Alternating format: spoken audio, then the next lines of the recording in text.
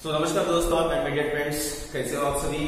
Hope so everyone is safe and enjoying at your home place, right. So जैसे आप जानते हो दोस्तों कि फर्स्ट चैप्टर जो है सेल एंड स्ट्रक्चरल ऑर्गेनाइजेशन, ये चैप्टर मैंने कंप्लीट किया था, right. And in today's session we are going to start with the new chapter that is cell division. तो आज जो टॉपिक आपको पढ़ना है दैट इज सेल डिवीजन। ये बहुत ही इंपॉर्टेंट चैप्टर है आपके state board point of view plus NEET point of view. So दोनों का कंटेंट मैं कवर करूंगा, right. So without wasting time let us start the cell division.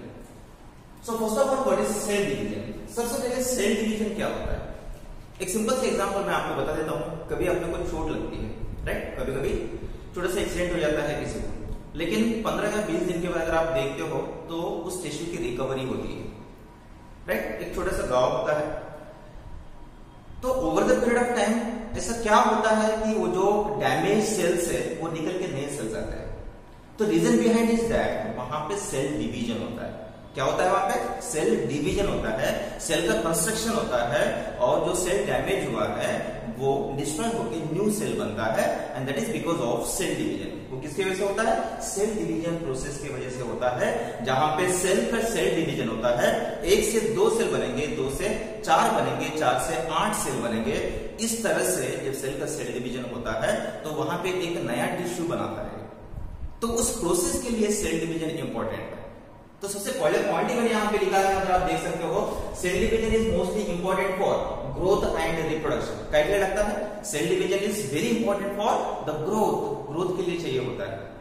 Is it clear? जैसे आपको पता है कि जब कोई बच्चा पैदा होता है at 1 year of age and at the age of 30, 40, 50 years, over the period of time उसकी ग्रोथ होती है। Is it clear? बच्चा छोटा होता है, right. So from small boy to the older person, तो ये सब क्यों हो रहा है? It is because of the cell division. So body में ये प्रोसेस होता है सेल डिवीजन, जिसकी वजह से ये ग्रोथ और रिप्रोडक्शन को आगे बढ़ाता है, राइट। देन और एक मैं आपको बता रहा हूं यहाँ पे कि हर सेल जो है वो उसके पहले के सेल से आता है। ये मैंने आपको सेल और स्ट्रक्चरल ऑर्गेनाइजेशन में पढ़ाया था, जहां पे सेल थ्योरी करके एक थ्योरी मैंने आपको पढ़ाया था, जिसमें रुडोल्फ विर्को, ये जो साइंटिस्ट है रुडोल्फ विर्को, उन्होंने सबसे पहले बताया था कि हर सेल जो है वो उसके पहले के सेल से आता है। Is it clear? For example we being the all the human beings, अपन कहां से आए हैं? अपने पेरेंट्स से आए हैं। So all the multiple organisms, या we can say multicellular organisms, we came from the single cell that is called zygote. आप, मैं, जितने भी एनिमल से, ये सभी सिंगल सेल मतलब जायगोट से आए हैं। सो जायगोट का जब मल्टीप्लिकेशन होगा, so multiplication in the sense zygote का जब सेल डिवीजन होगा तो एक cell, zygote is one cell जो कि डिप्लॉयड होता है, तो ये एक सेल का सेल डिवीजन होगा तो 1 से 2 बनेंगे, 2 से 4 बनेंगे। इस तरह से सेल से टिश्यू बनेगा, टिश्यू से ऑर्गन बनेगा, ऑर्गन से ऑर्गन सिस्टम बनेगा, और ऑर्गन सिस्टम से ऑर्गेनिज्म बनेगा, राइट। फॉर एग्जांपल एक सेल है, अगर ये जायगोट है तो एक सेल का जब सेल डिवीजन होगा तो ये कितने बनाएगा? 2 बनाएगा। अगेन ये सेल फिर से कितने बनाएगा? 2 बनाएगा। ये कितने बनाएगा? 2 बनाएगा। तो ये जो प्रोसेस है ये कंटिन्यूअस प्रोसेस है, जहां पे कंटिन्यूअसली जब सेल का डिवीजन होता है तो n नंबर ऑफ सेल्स उसमें बनते हैं, जिसकी वजह से सेल जो है वो टिश्यू, टिश्यू जो है ऑर्गन, ऑर्गन जो है वो ऑर्गन सिस्टम, ऑर्गन सिस्टम जो है वो कंप्लीट ऑर्गेनिज्म को बनाता है। So that's why I have written the point here, all multicellular organisms कहां से आते हैं? जायगोट, जो कि सिंगल सेल है, जिसका सेल डिवीजन होने से ह्यूमन बीइंग्स की ग्रोथ होती है। Is it clear? सभी ऑर्गेनिजम्स की ग्रोथ होती है। नाउ द क्वेश्चन इज कि सेल डिवीजन प्रोसेस कैसे होता है? तो ये सेल डिवीजन प्रोसेस है एक साइकिल है, जिसको अपन कहते हैं सेल साइकिल। तो सेल साइकिल जिसमें कई सारे सीक्वेंशियल स्टेजेस होती है। अगर यहाँ पे राइट साइड में अगर आप डायग्राम देख रहे होंगे यहाँ पे cell cycle, so this is the complete cell cycle. इस सेल साइकिल में अगर आप देख रहे होंगे तो देर में मैं आपको समझाऊंगा कि सेल साइकिल में क्या क्या चीजें होती है। यहाँ पे अगर सेल साइकिल अगर आप देख रहे होंगे, यहाँ पे जहां पे देखिए यहां से सेल साइकिल चालू होता है, यहां से सेल साइकिल चालू होता है। Now this is the first phase of the cell, जो जीवन फेज है। ये जीवन फेज किस में आता है तो देर में आपको पता चलेगा। जीवन के बाद होता है एस फेज, और उसके बाद होता है G2 फेज, और उसके बाद ये जो होता है दिस इज कॉल्ड माइटोसिस। या तो माइटोसिस होगा, right, depending on the cell type, या तो माइटोसिस होगा या तो मियोसिस होगा। ये भी मैं क्लियर करके बताऊंगा। तो यहाँ पे जो आपको दिख रहा है ये सेल साइकिल है, जिसमें कई सारे सीक्वेंशियल इवेंट्स हो रही है। यहाँ पे देखिए, यहाँ से चालू हो रहा है सेल, और इसमें जो साइकिल है यहाँ से लेके फिर से वापस यहाँ तक आएगा। तो इसमें देखो कई सारे स्टेजेस है, ये एक इवेंट हो रहा है, ये दूसरा इवेंट है, ये तीसरा इवेंट है। तो ऐसे कई सारे इवेंट्स हो रहे हैं, वो भी सीक्वेंस में हो रहे हैं, वन आफ्टर अनदर। तो what do mean by cell cycle? Cell cycle किसको कहते हैं? Cell cycle is nothing but the sequential events which occurs in a life of cell is called cell cycle. Cell cycle किसको कहते हैं? इस cell के life में जितने भी sequential events होते हैं, one after another, एक इवेंट हो गया, उसके बाद दूसरा इवेंट होगा, तीसरा इवेंट होगा, ये जितने भी इवेंट्स है ये सीक्वेंस में होते हैं इसके लाइफ में, इसी साइकिल को अपन कहते हैं life cycle. So all those events which occurs sequentially in a life of cell is called cell cycle. Am I right? तो अभी सेल साइकिल में भी कौन कौन से स्टेजेस होते हैं वो मैं आपको क्लासिफिकेशन या डिफरेंट टाइप्स में पढ़ाऊंगा, राइट? उसके बाद और एक स्टेज है generation time. What do mean by generation time? For example अभी एक सेल है, एक सेल का सेल डिवीजन हुआ है, अभी इसका फिर से सेल डिवीजन होगा. सो दो सेल डिवीजन के बीच में जो सक्सेसिव टाइम होता है, इस टाइम को, इस गैप टाइम को अपन कहते हैं जनरेशन टाइम. सो एक सेल हुआ डिवीजन तो दो सेल बने, फिर से ये सेल का सेल डिवीजन होगा, फिर से दो बनेंगे. तो यहाँ पे देखिए, यहाँ पे टाइम गैप है, यहाँ पे भी टाइम गैप है. So what is generation time? The period between the two successive cell division is called generation time. दो सेल डिवीजन के बीच का जो टाइम पीरियड होता है, उस टाइम पीरियड को अपन कहते हैं generation time. What we call generation time, which is the gap period or time period between the two successive cell division. एक सेल ने सेल डिवाइड किया है, दो बने हैं, फिर दूसरा सेल डिवीजन हुआ है तो तीसरा बना है, लेकिन हर दो सेल डिवीजन के बीच में कुछ टाइम पीरियड लगेगा. इस टाइम पीरियड को अपन कहते हैं generation time. Is it clear?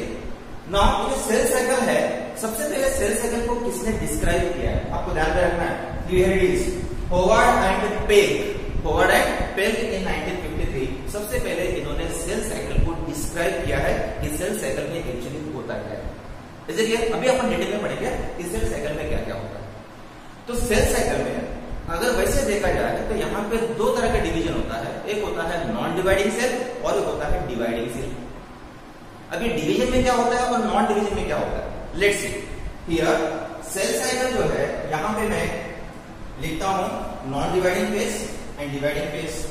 The first is cell cycle is divided into non-dividing and dividing phase. Now what is non-dividing phase? In non-dividing phase आता है interphase. Non-dividing phase क्या है? Interphase, जहां पे सेल का सेल डिवीजन नहीं होता है. सेल जो है ये अपने आप को प्रिपेयर करता है सेल डिवीजन के लिए. यहाँ पे किसी भी तरह का सेल डिवीजन नहीं होता है. अगर यहाँ पे साइकिल में देख रहे हो आप, तो यहां से लेके, मैंने क्या बताया, सेल साइकिल कहां से चालू होता है, यहां से. तो यहां से लेके वापस यहां तक जो है ये कंप्लीट साइकिल होता है. अभी साइकिल में जो है ये दो तरह के फेजेस है. One is called non dividing phase and second is called dividing phase, right? अभी नॉन डिवाइडिंग फेज में क्या होता है, इंटरफेज. अभी इंटरफेज डिवाइड होता है तीन इसमें. किसमें डिवाइड होता है? तीन इसमें. One is called G1 phase, second is called S phase, third is called G2 phase. कौन सा? Non dividing phase. अब ये G1, S और G2 फेज कहां पे? यहाँ पे देखिए आप, दिस इज G1 फेज. यहां से लेके यहां तक, यहां से लेके यहां तक, इस फेज को अपन क्या कहते हैं? G1 phase. नाउ यहां से लेके यहां तक, इस फेज को अपन क्या कहते हैं? S phase. तो यहां से लेके यहां तक, इस फेज को अपन क्या कहते हैं? G2 phase. सो G1, S और G2 फेज, तीनों फेज मिला के कौन से फेज में आते हैं? नॉन डिवाइडिंग फेज, मतलब interphase. So what we case है, यहां से लेके यहां तक इस फेज को अपन क्या कहते हैं? इस फेज को अपन कहते हैं इंटरफेज. कहां से? सेल के यहां से लेके ये पूरा यहां तक, इसको अपन कहते हैं इंटरफेज. इस इंटरफेज में तीन सब फेजेस आते हैं जिसको अपन कहेंगे G1 फेज, S फेज और G2 phase, right? G1 phase, S phase और G2 फेज, राइट? ये भी मैं आपको डिटेल में एक्सप्लेन करूंगा. First we will divide this cell cycle. So एक हो गया नॉन डिवाइडिंग फेज, जिसको अपन इंटरफेज कहा जाता है.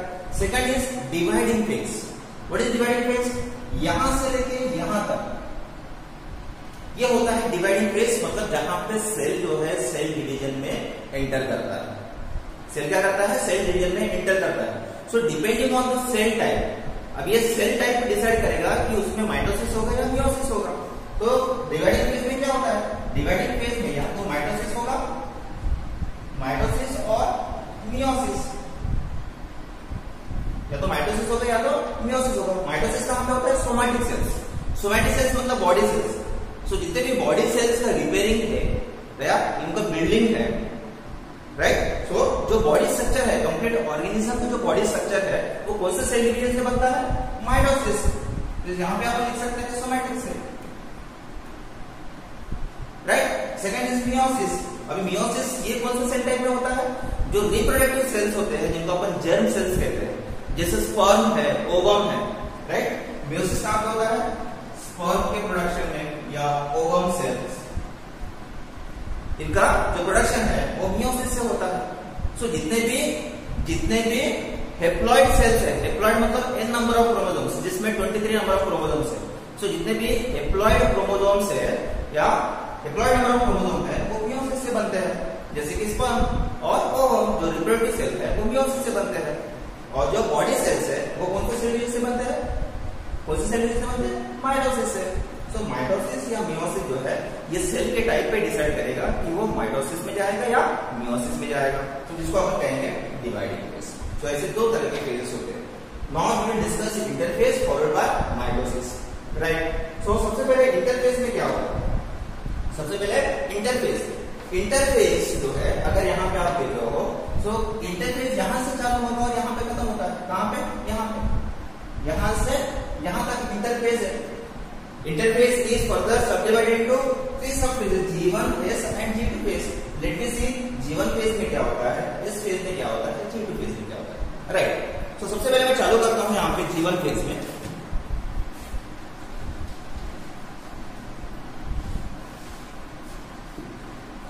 तो सबसे पहले इंटरफेस लिखता हूं मैं यहाँ पे, इंटरफेस जो कि नॉन डिवाइडिंग फेज है, right. So what is interface, interface जो है यहां से लेके यहां तक, सो ये माइटोसिस के पहले आता है, is it clear. So this interface is also called, we can call it is a pre mitotic phase. ये माइटोसिस के पहले का फेज है, इसको अपन कहते हैं pre mitotic phase. We can call it as pre mitotic phase और इनिशियल फेज, इसको अपन इनिशियल फेज भी कहते हैं, राइट। सो इस इंटरफेज में सेल अपने आप को प्रिपेयर करता है सेल डिवीजन के लिए। इस स्टेज में सेल का डिवीजन नहीं होता है, यहाँ पे सेल क्या करता है, सेल अपने आप को प्रिपेयर करता है सेल डिवीजन के लिए, ताकि वो सेल डिवीजन में एंटर कर सके, राइट। तो सेल को अपने आप को कैसे प्रिपेयर करता है, लेट्स से इंटरफेज में सबसे पहला कौन सा फेज आता है, that is G1 phase. G1 phase, this one is G1 phase, this one is G1 phase. Now इस G1 फेज में सेल अपने आप को क्या करता है, इन G1 फेज में सेल जो है कुछ राइबोसोम्स, प्रोटीन्स, लिपिड्स, आरएनए, ये सारी चीजों को वो बनाता है जो कि कोई सेल ऑर्गेनेल या सेल मेम्ब्रेन को बनाने के लिए उपयोग में आए। जैसे कि मैं आपको बताता हूं, फॉर एग्जांपल सेल बनाना है, कंप्लीट सेल अगर बनाना है, राइट, तो क्या क्या चीजें लगती है अपने को, मेम्ब्रेन बनाना है और इसके अंदर में कई सारे ऑर्गेनेल्स है, सेल मेम्ब्रेन है। तो इन कंपोनेंट्स के लिए कुछ कॉन्स्टिट्यूएंट्स लगते हैं। कॉन्स्टिट्यूएंट्स क्या लगते हैं, उसके लिए प्रोटीन लगेगा, लिपिड लगेगा, आरएनए लगेगा, इसी क्लियर, इसमें एमआरएनए है, राइबोसोमल आरएनए है, टीआरएनए है, तो सारी चीजें लगेंगी। तो ये सारी चीजें जो है ये कहां से कहां पे बनता है, it is the first phase that is called G1 phase. This G1 phase is also called, it is first growth phase, और पोस्ट माइटोटिक फेज, यानी इसको फर्स्ट ग्रोथ फेज या post mitotic phase, right. Now this first growth और post, why this is called post mitotic, क्योंकि mitosis के बाद का phase है, इसलिए इसको अपन कहते हैं post mitotic phase. And in this phase जहां पे सेल जो है कई सारे कॉन्स्टिट्यूएंट्स को बनाता है bye means of cooling the nutrients. अब ये सारी चीजें बनाने के लिए सेल को क्या लगता है, न्यूट्रिएंट्स लगते हैं। तो G1 फेज में सेल सारे न्यूट्रिएंट्स सराउंडिंग एनवायरनमेंट से ये ले लेता है और उसके बाद जितने भी कॉन्स्टिट्यूएंट्स उसको चाहिए वो सारे कॉन्स्टिट्यूएंट्स से बनाता है। कौन कौन से, जैसे मैंने आपको बताया है कि ये राइबोसोम्स बनाता है,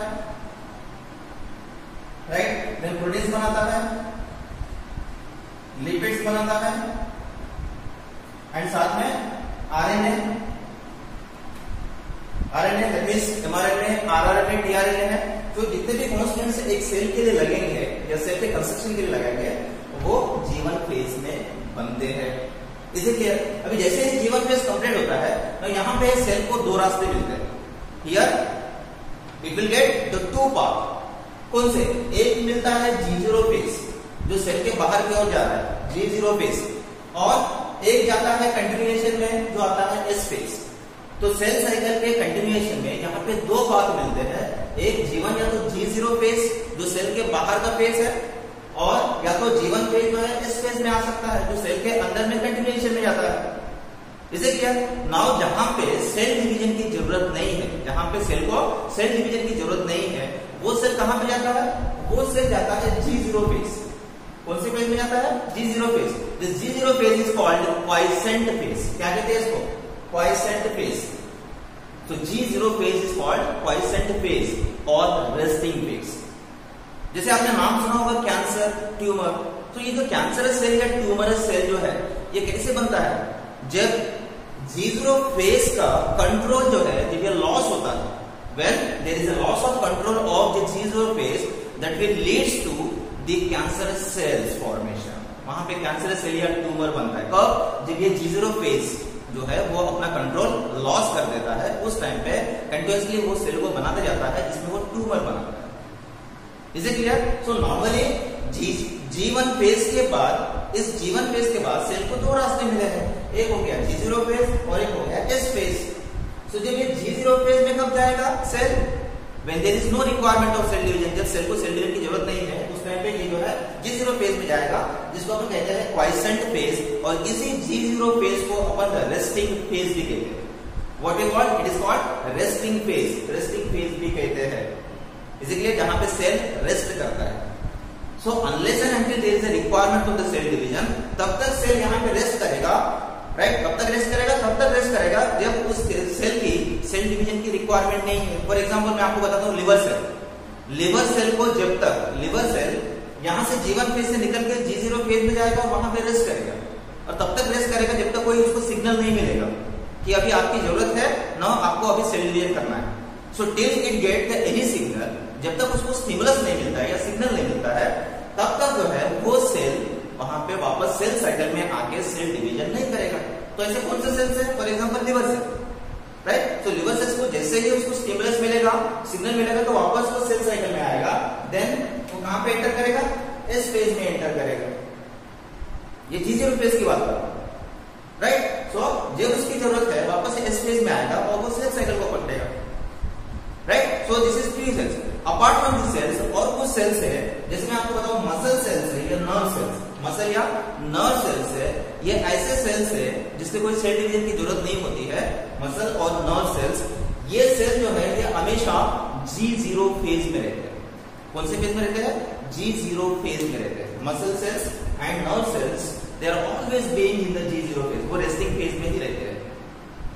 इज इट क्लियर? ये आपको ध्यान में रखना है। यस, सो ये हो गया one path in continuation to G1। Now the second most important phase is S phase in continuation to the G1 phase. तो ये इसकी बात मैंने कब किया है? जब सेल को सेल डिवीजन की जरूरत नहीं है उस टाइम पे सेल यहाँ पे जाके रेस्ट करेगा। Is it clear? बट जब सेल को सेल डिवीजन करना है और उसको सेल साइकिल में रहना है तो G1 के बाद सेल कहां पे जाएगा? S फेज में आएगा। अभी S फेज इज, S मतलब होता है synthetic, this is synthetic phase, जहां पे DNA बनता है। What it forms? Here it will form the DNA। यहाँ पे DNA बनता है और साथ साथ में DNA का रेप्लिकेशन होता है, राइट? जिससे DNA जो है इसका कंटेंट बढ़ता है, और जो DNA अमाउंट पहले था उसका वो डबल अमाउंट या डबल कंटेंट, डबल DNA यहाँ पे इस फेज में बनता है। तो यहाँ पे DNA it get double, DNA content जो है डबल हो जाता है। क्यों? क्योंकि इस फेज में ये सिंथेटिक फेज है। Second phase is S phase, जिसको अपन सिंथेटिक फेज कह रहे हैं। एस फेज जिसको अपन कहेंगे सिंथेटिक फेज। क्या बनता है सिंथेटिक फेज में? DNA का सिंथेसिस होता है एंड इसका रेप्लिकेशन होता है, मतलब DNA इसका कंटेंट बढ़ जाता है। DNA 1 it get copied and it forms exact duplicate copies, इसका अपना डुप्लीकेट कॉपी बनाता है। जिससे डीएनए कंटेंट जो है ये डबल हो जाता है, डीएनए कंटेंट ये डबल हो जाता है, राइट। तो एग्जैक्टली एस फेज में डीएनए बनता है, उसका कंटेंट डबल हो जाता है। This is in S phase. Now next cell move towards the next phase, that is G2 phase. अभी सेल कहां पे जाएगा? नेक्स्ट G2 फेज में जाएगा। अभी G2 फेज में क्या होगा? इन G2 फेज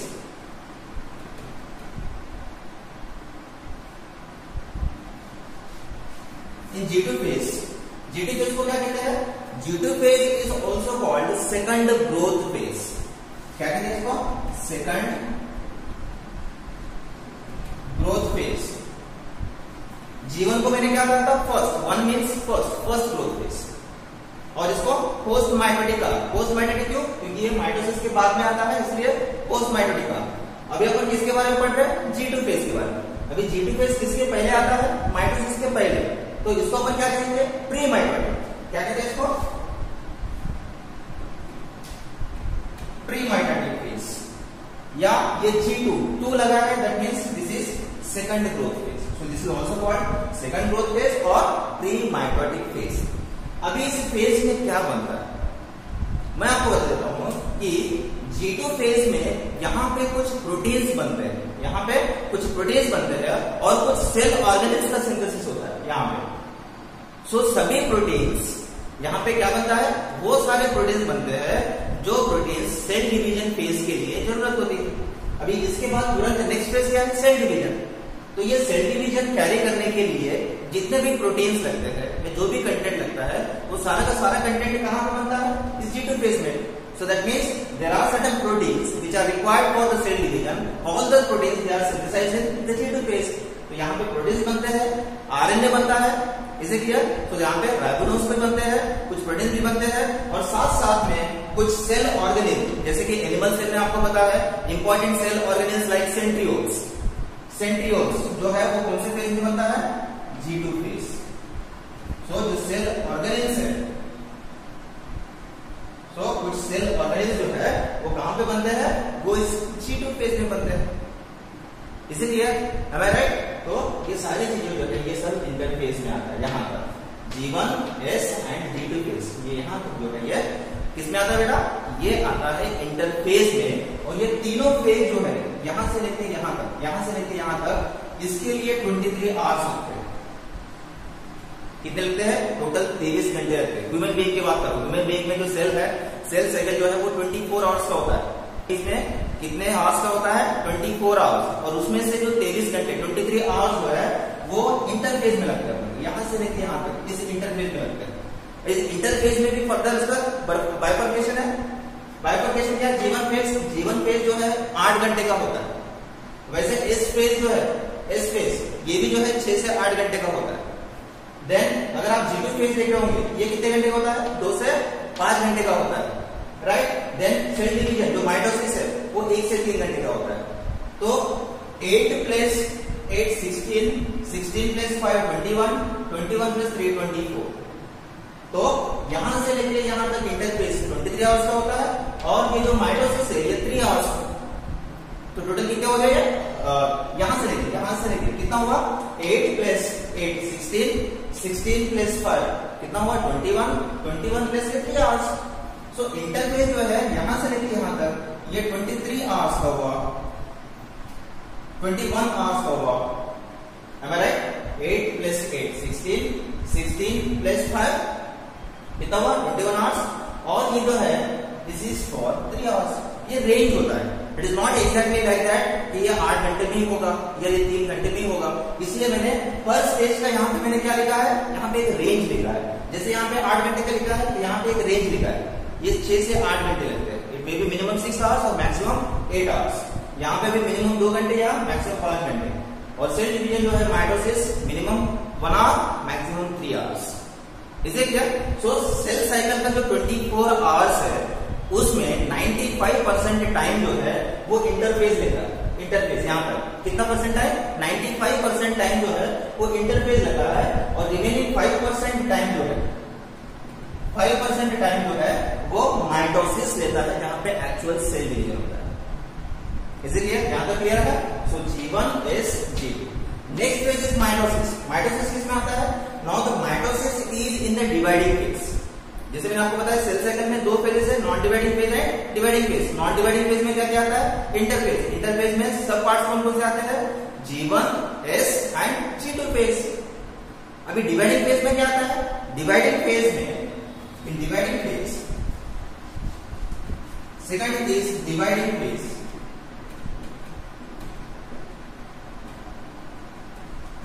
यहां पे आता है माइटोसिस या मियोसिस। सो माइटोसिस मियोसिस कब होगा? कि ऑलरेडी मैंने आपको बताया ये सेल डिसाइड करेगा कि कौन सा सेल है। अगर बॉडी सेल है, सोमेटिक सेल है तो उसका माइटोसिस होगा। वही जर्म सेल है जैसे कि स्पर्म सेल है या ओवम सेल है तो मियोसिस होगा, राइट। तो दोनों सेल्स में क्या होगा? माइटोसिस जो है इसमें अगेन ये दो टाइप का होता है, मतलब इसके सब पार्ट्स में। एक होता है कार्योकाइनेसिस, दैट मींस माइटोसिस जो है इसमें दो स्टेज आते हैं, एक होता है कार्योकाइनेसिस और एक होता है साइटोकाइनेसिस। साइटोकाइनेसिस, कार्योकाइनेसिस मतलब न्यूक्लियस, काइनेसिस मतलब डिवीजन, तो यहां पे न्यूक्लियस का डिवीजन होता है।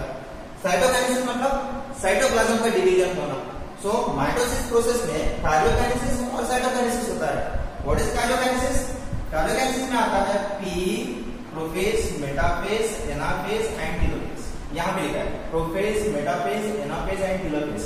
ये जो चारों फेजेस है इसको कलेक्टिवली अपन कहते हैं कार्योकाइनेसिस। क्या कहते हैं इसको? कार्योकाइनेसिस। तो कार्योकाइनेसिस में prophase, metaphase, anaphase and telophase आता है, am I right? उसके बाद साइटोकाइनेसिस। तो जैसे ही कार्योकाइनेसिस कंप्लीट होगा तो यहाँ पे न्यूक्लियस का डिवीजन होगा। जहां पे एक न्यूक्लियस का डिवीजन होगी वहां पे दो न्यूक्लियस बनेंगे। फॉर एग्जांपल ये सेल है, अभी ये कार्योकाइनेसिस होगा। जब ये कार्योकाइनेसिस होगा तो सेल एक रहेगा लेकिन इसमें दो न्यूक्लियस रहेगा। क्या रहेगा? इसमें दो न्यूक्लियस रहेगा। और जब ये सेल साइटोकाइनेसिस में जाएगा, साइटोकाइनेसिस में जाएगा तो यहाँ पे क्या होगा? साइटोकाइनेसिस में साइटोप्लाज्म का डिवीजन होगा। साइटोप्लाज्म का डिवीजन होगा इस तरह से। तो दो सेल सेपरेट हो जाएंगे जिससे दो सेल्स मतलब दो डॉटर सेल बनेंगे। तो एक पैरेंट सेल जो है कार्योकाइनेसिस होगा, राइट। उसके बाद साइटोकाइनेसिस होगा तो दो डॉटर सेल बनाएगा। सो कार्योकाइनेसिस, साइटोकाइनेसिस ये दोनों स्टेजेस किसमें आते हैं? माइटोसिस में। सो माइटोसिस में first is karyokinesis, prophase, metaphase, anaphase, telophase and luckily जो नेक्स्ट फेज होगा यहाँ पे ये साइटोकाइनेसिस होगा। साइटोकाइनेसिस जहां पे सेल जो है कंप्लीटली डिवाइड होकर दो सेल बनाता है।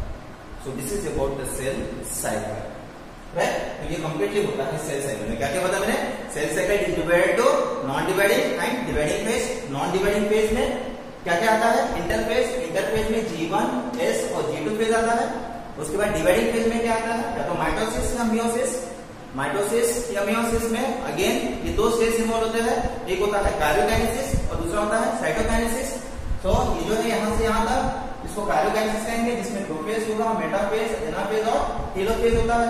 और उसके बाद और एक जो स्टेज है सेल डिवीजन का उसको हम कहेंगे साइटोकाइनेसिस, जिसमें साइटोप्लाज्म का डिवीजन होगा और एक सेल जो है कंप्लीटली डिवाइड होकर दो डॉटर सेल होगा, right. So this is about cell cycle. और एक चीज आपको ध्यान में रखना है regarding the scientist Howard Pelc in 1953, ये सबसे पहले साइंटिस्ट है जिन्होंने सेल साइकिल को डिस्क्राइब किया। ये जितना भी मैंने आपको ये जो स्टोरी मैंने आपको बताया सेल साइकिल का, ये सबसे पहले किसने डिस्क्राइब किया?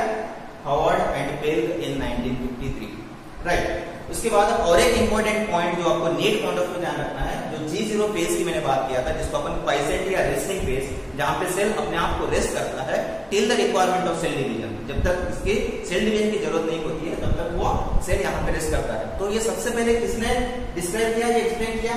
लस्टाफ, LAJTHA, लस्टाफ इन 1963 सबसे पहले इन्होंने इस G0 फेज के बारे में बताया, right. So this is all about the cell cycle, right? So thank you very much. This is all about the cell cycle.